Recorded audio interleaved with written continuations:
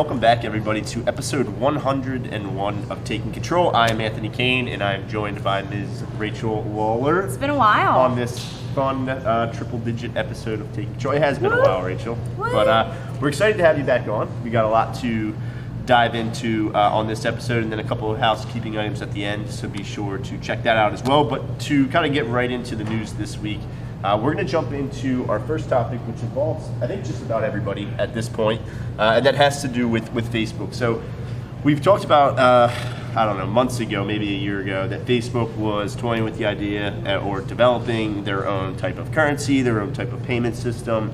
And we finally got some official details involving that. Facebook released a white paper the other day that kind of outlined a little bit of what it's going to be. We got a name finally, which is Libra, which is their new cryptocurrency that we're going to be using, or you can use in the future. I don't know how many people are going to dive into this right away.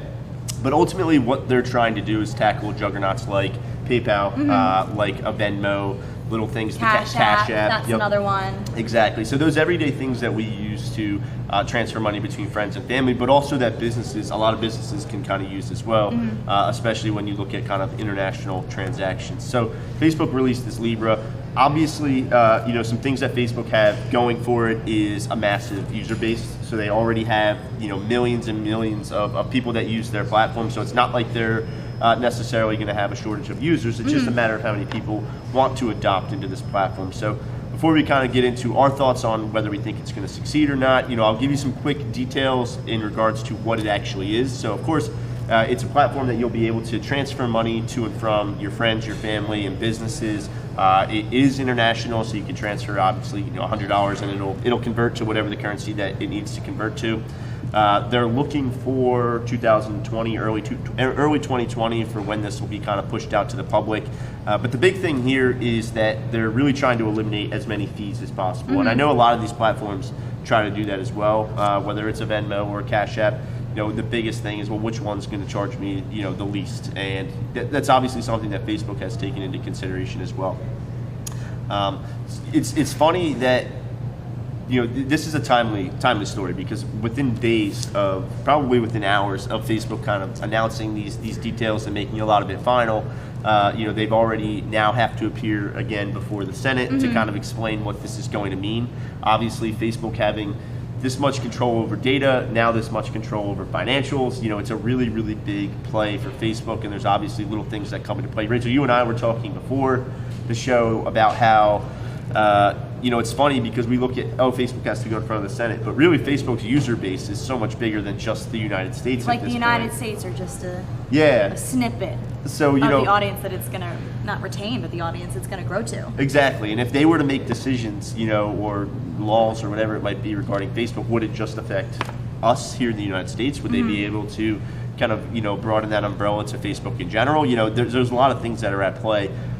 Truthfully, I'm just between the ease of use. I think Venmo works really, really well. Venmo, obviously, you can log in with your Facebook account. We're not sponsored by Venmo, but Venmo doesn't charge you. But if they want to cut the check, they want to sponsor me. That's Y'all fine. know where I sit. That's fine as well. The one thing that I'm going to attest to is about the security. One of the things in the articles, or the many articles that came out about this white paper, is that the security portion of Facebook won't share. Right. It's if I pay Anthony $10 for lunch, Facebook isn't going to show the world that I paid you $10 for lunch. So I think But then you can't do a funny comment on Venmo. Well, that's my Venmo's number one. Once again, not sponsored, but you know where we are if you want to. That's interesting. I know a lot of times Facebook rolls out these more community type initiatives. They always make a point to say your information is secure, you're safe, don't get worried. So even think not tacos was something minimal, but if you're making a business transaction, international, or from business to business, or even from business to consumer, if I buy something off Facebook or off the marketplace and I use that, I don't want all of my Facebook friends seeing my credit card information. I don't want all my Facebook friends seeing details of my purchases. That's, a personal security thing. So interesting to see how that rolls out in comparison to international. Yeah, and that's a great point. We as consumers, we look at so much these cash apps and these money transfer apps as just, we split a hotel, so I'm going to give you half the money for the trip, or we went out to happy hour and you bought all the drinks. I'm going to give, like, we look at it like that because that's how we use it. But you brought up a great point about the business side and how Facebook has a platform where they sell products and they're growing their marketplace. And I frequent the marketplace. Like, I think it's trustworthy. Exactly. I think it's very good. I bought in furniture from the marketplace. I've sold furniture from the marketplace. So it's even so much more than just like shoes or, toys or old bikes or things like that. Right. People are selling. I also saw things for rent. You can put your home or put your apartment up for rent, something on Facebook Marketplace. And if you told me this 2 years ago, maybe even a year ago, I'd be like, nah, that's not happening. It's really interesting how much that's grown, but also now Facebook has a way for people to make payments right then and there through Libra. So it's really kind of going to mesh right into what they're already trying to do on the e-commerce side. And then again, on the business side, you look at Facebook, who has 7 million advertisers that are currently in the platform. You have 90 million small businesses that exist on Facebook. We look at it from a consumer perspective, but from a business perspective, this just offers another avenue to make things easier, to take transactions and to complete transactions rather, and to take people's money. That type of thing, I think, becomes a lot easier when something like this is built in. So it was always inevitable that this was going to come. It's just a matter of when this rolls out in early 2020, how much they can kind of compete with the juggernauts like we mentioned, with a PayPal and Venmo and businesses that already use and are so in tune with those platforms. But the one thing that you brought up, a good point, is advertising. Facebook has a massive amount of advertisers, and that goes on to Instagram because Facebook owns Instagram and so on. But I don't see ads in PayPal or Venmo. Right. So is that a new channel where Facebook's going to start, where you can begin to advertise in this platform, or maybe sponsor, almost like a Google Shopping, where if you use this, you get a deal, you can sponsor a post or sponsor an item through there. It's a whole other world of Facebook advertising that we haven't even ventured into. And then advertisers are going to pick that over something, like a Venmo, Cash App, PayPal, because I see no ads in any of those platforms. I use 2 out of 3. And I see none. And that's the thing. I mean, you talk about Instagram, you talk about selling an e-commerce product. I bought something off of Instagram before. I frequently buy things off of Instagram. If you're not a new watcher to Taking Control, I do that. Yeah, and frequently. If you're a consumer that has, maybe a Libra account with a current balance, or you've got money in this account, the possibilities become pretty endless. Like one click, checkout becomes a thing on the Instagram feed where you see something and you can kind of check out right there, as opposed to maybe going to a website and then checking out via credit card or logging into your PayPal. Like, that all becomes eliminated, if you're able to just kind of sync your account with all these different platforms. And you look at Facebook, you look at Instagram. I think that's a great point, because that's really kind of the direction I think this is going. But, and I think the final note there is that's going to move mountains. Yeah. For e-commerce and things like that. Like, not good for my wallet, great for all the businesses that use it. Yeah, one click checkout is dangerous. Terrible. It's why I have so many close. So something that I thought was really big for the advertising space, because you look at kind of the shift between traditional advertising, whether that's on TV or on the radio, and you see a lot of people putting money behind things like Hulu, behind things like Pandora and Spotify. That really is such a pivotal shift that we're seeing, especially in the last couple of years. And Spotify, historically has allowed you to kind of set up advertisements surrounding people's musical interests, so sort of what they were listening to, which has always been kind of, I don't want to say hit or miss, but I think it's not as targeted as you'd like it to be. Right? I think hit or miss is a good way to put it. Like, we made the example of alternative rock. Okay, so you're probably shopping at like H&M, and you're probably shopping at Vans. So if Urban Outfitters. So if I'm one of those, see, there you go. That's three people I probably just knocked out on our production team back there. But it's such a good point, because now with this new venture that Spotify wants to do, you have so much more.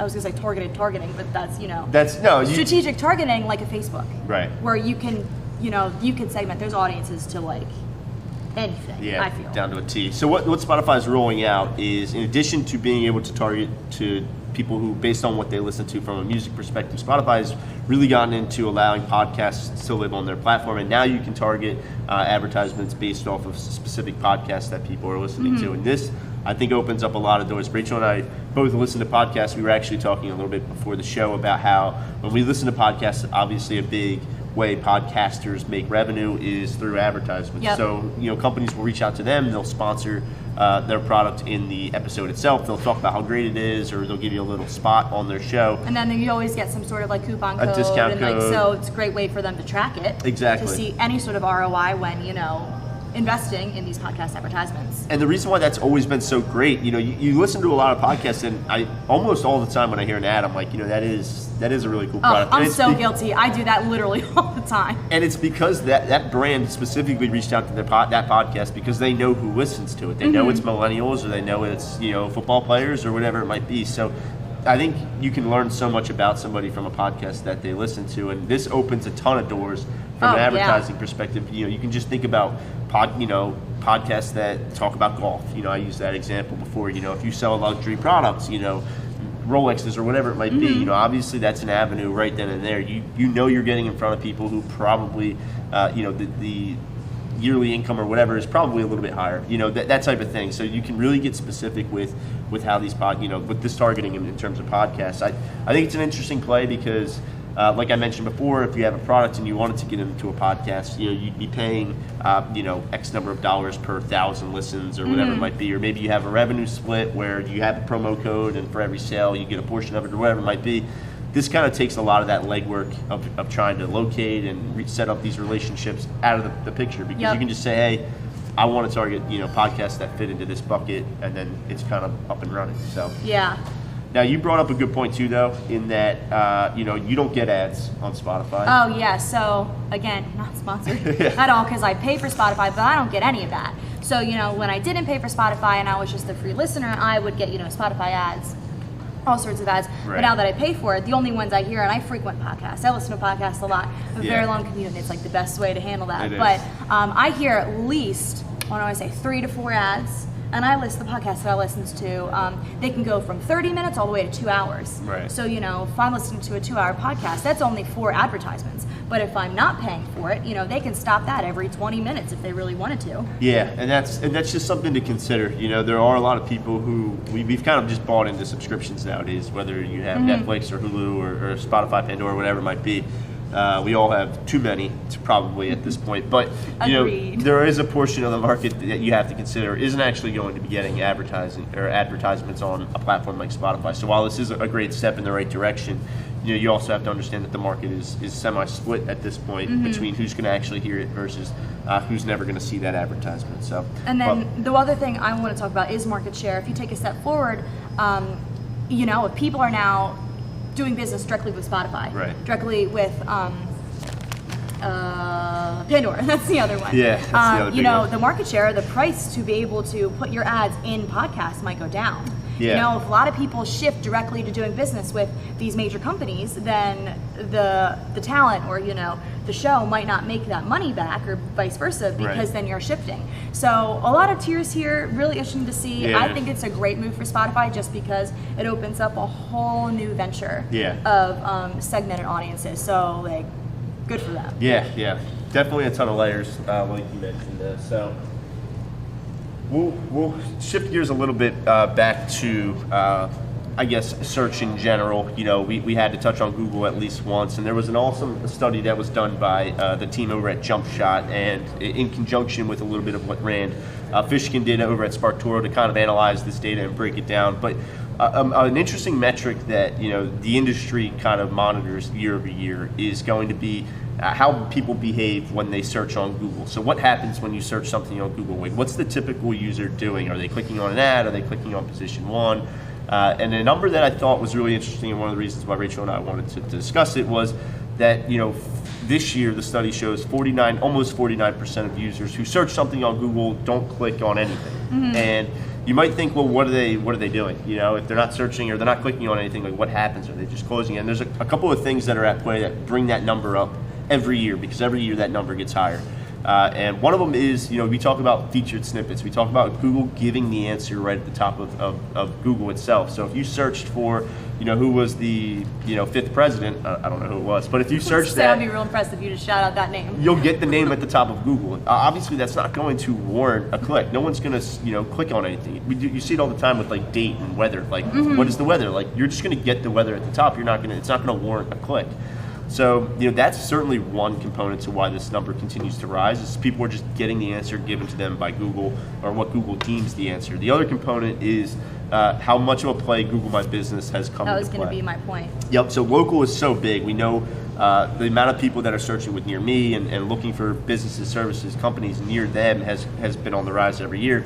And oftentimes you'll get a lot of Google My Businesses, so branded searches and things like that bring back that Google My Business, and maybe I just get the phone number, or I just get the address, or I see if they're open, and then you just move on. You're not clicking on anything necessarily. So those were my two biggest takeaways, I think. It is interesting that I think that number is so high, though. 50% seems to be. Yeah, and it's funny, before we even started talking about this, I totally didn't even think about all the times, like I just Google weather, or I just Google a question, get my answer and leave. I'm not following like through. The score of a game. Yeah, nothing. Or even like when the game time starts.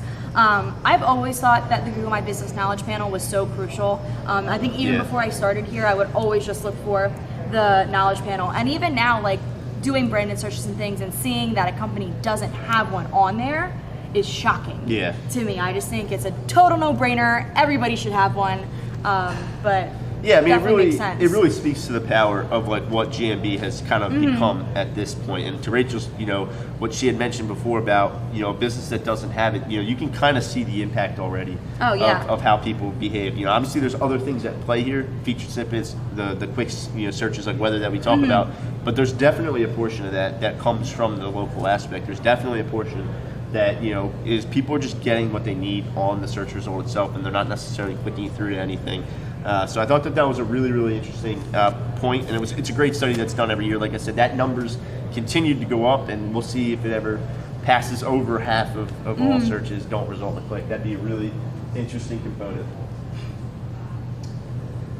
So something else that's coming, Rachel, you actually said you saw this for some of the podcasts you listened to. Yeah, I actually am surprised that I see it so frequently, and I think when we share this story with you guys, everyone's going to agree that they see it pretty frequently. It really goes to show like where we're kind of going, for better or for worse, as a society. We use the term microwave society. Which I never heard before until today, so that's great terminology. Everybody wants everything really, really quickly, and so what's happening is Google is testing. It's only seen on some beta versions of the updated Google app, and basically they're showcasing timestamps for YouTube videos right in the search results. So suppose you're looking to how to change a tire, you get a video response or multiple YouTube video responses in the search results.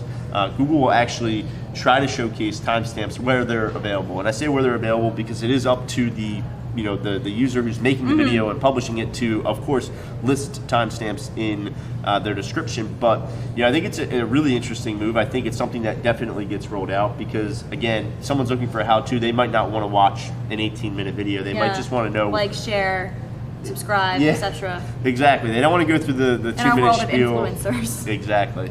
The 2-minute spiel about liking and subscribing. All that kind of goes out the window when you're able to skip ahead to the exact part you needed. But you're seeing the length of videos on YouTube getting longer. You're seeing people putting out, long podcasts on YouTube or whatever it might be, and you're getting a lot of these hour-long episodes, and maybe they break down different stories, and you can get the timestamps that way. I just think it's a move that Google's obviously telling people making videos, hey, this is something we're going to be doing. This is something you should be doing. You should be timestamping your videos because obviously we're going to be incorporating it into search moving forward. So, and I think that's even, I'll say low-key and unprofessional, but it's started now. So I had to change a cabin filter, and I didn't want to touch the cabin filter, but I literally, I don't know where that is.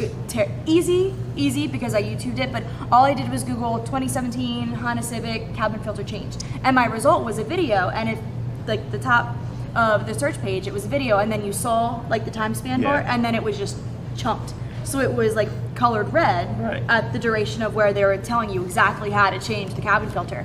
So it started, I don't know if that happens to everybody or just the how-to or just for cabin filters. But it was very helpful because I didn't have to watch him say, subscribe, did step-by-step how, change my cabin filter, everybody moved on. So interesting. I think it's going to be great, and I think that also, you know, ups the ante to create how-to videos as content. Yeah. You know, we've talked about it before. Video content is so important, but if you're not utilizing it and you can, you definitely should. Yeah, and Google shares that data all the time. All the time. They always say, hey, you know, the number one word that comes in before a search query is always how. You know, everyone's Googling how, everyone's YouTubing how. That word is always in the front, or at least is the majority of the time. So, you know, I watched a video on how to change the light bulb in my refrigerator. You know, it was a special circumstance, but and I'll Cabin explain. filter, light bulb. There were like 28,000 views on this video. You're joking. And you can see that's literally crazy. This one guy who created this video probably not realizing that he was going to help X number of thousands of people change their life. I thought it was a cool. It's a cool transition into what you were saying as well about how you know, video content marketing is so big nowadays for the simplest of things, because like changing a light bulb. Changing your light bulb in your refrigerator. It's a great video. Yeah, total. If you, like we mentioned, if you don't do it, you really should. I know it seems simple to, like, you know, you as an expert in your field. Yeah. You know, breaking that down, like the cabin filter, like, you know, it might be really simple to obviously a mechanic, but breaking it to down. Rachel Lawler, it's not. Breaking it down for everybody else, you know, is obviously an easy way to get great content out. Absolutely. So something that I'm not too incredibly familiar with in terms of platform, Pinterest, being that I don't necessarily use Pinterest. I do have a wedding coming up in you know, a year and a half. So Mariah I missed the celebration last time. All over Pinterest, and obviously. I'm sure your wedding is going to be the most beautiful thing ever, because I know Mariah, and I know she's going to do great. Pinterest. I just told her when and where, and I'll show up. Okay. But no, yeah. So Pinterest is obviously a very big platform right now, and I don't just mean for some, you know, specific demographic. It really is just a big platform nowadays. They've invested so much time and resources into listening to what people want and kind of seeing what people are looking for, and really staying ahead of the curve. You always see them come up nowadays, it seems like, with Pinterest. But something that we've really talked about in the past was how brands are incorporating e-commerce into Pinterest. We know there's sponsored pins. We know you can purchase things. Like, it's really a big platform nowadays. And I thought this story was really interesting because we're seeing a lot of the bigger brands, Google, Pinterest, you know, Instagram, everybody kind of do this with imagery, but it's what can they learn from an image? You know, like Google has Google Lens, where you can take a picture and you can kind of get some information about that image, and Google will be able to tell you what, you know, style shoes are in that picture, whatever it might be. Pinterest is finding little ways to try to monetize that. So you see a picture of somebody in an outfit, you know, maybe they recommend accessories that quote unquote complete the look, you know, whether it's a hat, whether it's, you know, a bag or whatever it might be. But this just opens doors because it really paints a picture for a lot of consumers, I think, of the possibilities of what else, you know, could go. And it really just kind of, the floodgates open, I think. Yeah, I feel like unfortunately I'm not a big Pinterest user. Once I graduated college, that was a big sorority craft cheat sheet for myself. But now knowing this, and if I did want to style something, or if I was going to, you know, a show or a festival, a lot of like music festivals have a lot of, you know, very like structured outfits. It's a great other reference, and then you can make sales from that. Might even be something I start to use because of this, who knows, but it's just so interesting to look at kind of the evolution of just an image. You know, it's no longer just a file that the computer, like the Google bots and Pinterest bots don't understand. Now they're figuring out what this image actually is and what it means, and that's such a dangerous combination in the future because they can do so much with that. Yeah, you know? definitely. You know, they obviously, Facebook identifies who's in a picture. You know, little things like that, that's kind of just the beginning. You know, it's really going to scale to, I want to know exactly what, you know, I take a picture of, you know, a tire on my car, and I know exactly what kind of replacement to get or whatever it might be. You know, it's a really... It really is, and like if you were an early watcher of Taking Control and even over Marketing Matters, I talked a lot about artificial intelligence and how like it was just way over my intelligence level. Tinfoil hats. Yeah, even now, like the more they come out with, the more it's just so interesting, and the more you realize not only from, you know, B2C businesses can utilize it, but B2B businesses can utilize it. So there's a whole other world of this artificial intelligence that we haven't even tapped into. Speaking of... I think of it as like Jetsons. Like I think of me like hopping in and just going. We have a bonus story this week as well. Which also is like absolutely cool. Yeah, I think it's a great transition into Rachel's spiel about how technology overwhelms her. Well, this was a fun story that we wanted to include because down in Houston, Domino's has been testing out autonomous delivery. Like, look how cool that looks. Come on. So cool. Yeah, it'd be cool to just have a car show up and a door slides up and your food's in there. We've seen this with grocery delivery, now bigger brands like Domino's, and it's one of the reasons why I wanted to throw it in is because I just thought it was a fun story. But also, you look at Domino's, we've talked about Domino's on this show before, and what they've done, how they have 11 different ways to order a pizza. You can send an emoji of just a pizza. Like, they've really embraced, today's age. They've all really the way embraced it. to the creative marketing of filling the potholes. The potholes, yeah. With just the pizza stamp. Really just genius. Yeah. I would have never thought of that. They're a cool shining example of, what digital marketing can kind of encompass and embracing, how people talk nowadays and the apps that people use and how people communicate via, emoji. And yes, it's gimmicky, yes, it's funny, but it works. So, I thought that it was just kind of interesting to bring up Domino's again, because we've kind of talked about them before and some of the cool things that they're doing. But hopefully, if this is a success, autonomous pizza delivery. It's going to be showing up to 1414 town near Radcliffe you, Street yeah. a lot, I feel. Yeah. Cool story, again, artificial intelligence, super cool, just kind of for the nerd inside of me that loves to learn more about it, so. Yeah, absolutely. Well, this has been a fantastic episode 101. We appreciate you guys tuning in. Before we sign off, I did want to send out a quick reminder that, of course, we are hiring here at One SEO, but I wanted to mention that it's not only here in our Bristol office, right here outside of Philadelphia, but also in our Salt Lake City office. It's really ramping up out there, and there are open positions on our website right now for both listings. So if you yourself or someone that you know might be interested in a position at a digital marketing or IT company, definitely have them look at our careers page, because there's a lot of opportunity that are available right there on both sides of the country. So it's exciting stuff. Yeah. But yeah, thank you guys again for tuning into episode 101, and we hope you guys have a fantastic weekend, and we'll see you next Thursday.